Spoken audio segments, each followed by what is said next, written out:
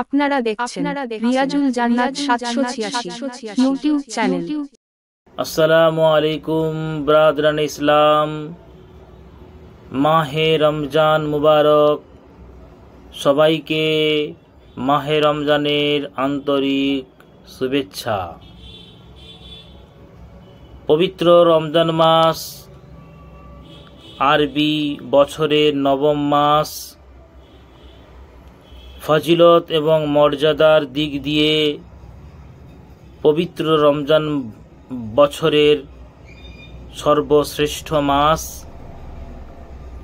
এই মাসটিতে মহান আল্লাহ তাআলা খাস এবং সর্বাধিক ফজিলত দান করেছেন।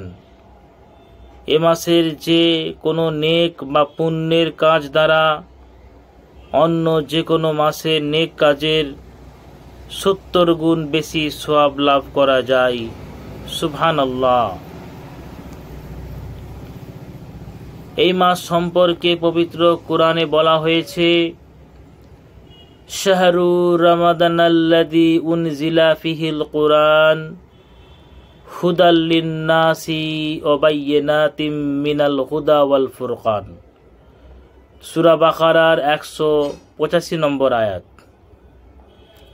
রমজান মাস সে মাস যে মাসে পবিত্র কোরআন নাজিল হয়েছে, যা মানব জাতির জন্য পথ প্রদর্শক ও যাতে রয়েছে হেদায়াতের নিদর্শন সমূহ এবং যা হক ও বাতিলের মধ্যে পার্থক্যকারী। উল্লেখিত আয়াত দ্বারা প্রকাশ পায় যে কোরআন মজিদ পবিত্র রমজান মাসেই নাজিল হয়েছে। এতে রমজান মাসের ফজিলত উদ্ঘাটিত হয়েছে। এ মাস শুধু পবিত্র কোরআন নাজিলের মাসই নয়, বরং এ মাসে মহান আল্লাহ পাক আখেরি নবী হযরত মুহাম্মদ মুস্তাফা সাল্লাল্লাহু আলাইহি সাল্লামের উম্মতগণের জন্য এক মাস রোজা ফরজ করেছেন। এ সম্পর্কে পবিত্র কোরআন শরীফের সূরা বাকারার 183 নম্বর আয়াতে আল্লাহ পাক ঘোষণা করেছেন, ইয়া আইয়ুহাল্লাযীনা আমানু কুতিবা আলাইকুমুস সিয়াম কামা কুতিবা আলাল্লাযীনা মিন ক্বাবলিকুম লাআল্লাকুম তাত্তাকুন। হে মুমিন বান্দাগণ, তোমাদের প্রতি পবিত্র রমজান মাসের রোজা ফরজ করা হয়েছে, যেমন তোমাদের পূর্ববর্তীগণের উপর ফরজ করা হয়েছিল, যাতে তোমরা আল্লাহ ভীরু হতে পারো। এই সিয়াম বা রোজা কেন ফরজ আল্লাহ পাক করলেন, উক্ত আয়াত দ্বারা আমরা পরিষ্কার বুঝতে পারলাম। মহান আল্লাহ রব্বুল আলামিনই আমাদের জানিয়ে দিয়েছেন এই প্রশ্নের উত্তর, যে কেন সিয়ামটাকে ফরজ করা হয়েছে।